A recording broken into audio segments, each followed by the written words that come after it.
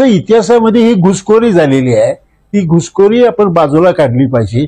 खरं म्हणजे एवढी चर्चा होताच कामा नये, कारण वाघ्या कुत्रा आणि इतिहास याचा अजिबात संबंध नाही आहे. कशाला चर्चा करायची. इतिहास संशोधक जयसिंगराव पवार सरांनी सांगितलं की वाघ्या कुत्रा हा इतिहासामध्ये कुठेही याचा संदर्भ नाही, हा अनैतिहासिक आहे. मग रायगडावरचा वाघ्या कुत्रा काढला गेला पाहिजे. महाराष्ट्रातील तमाम शिवप्रेमी संघटना सांगतायत, संभाजी ब्रिगेड सांगतेय, युवराज छत्रपती संभाजीराजे सांगतायत. मग सरकारला प्रॉब्लेम कुठे आहे? आणि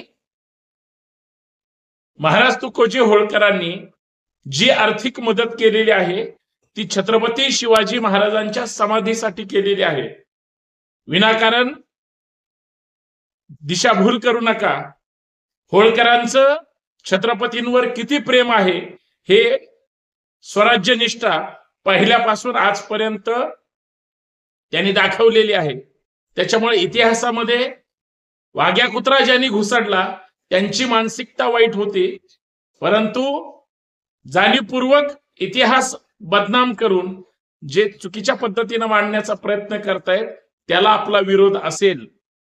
तात्काळ पुतळा काढला पाहिजे.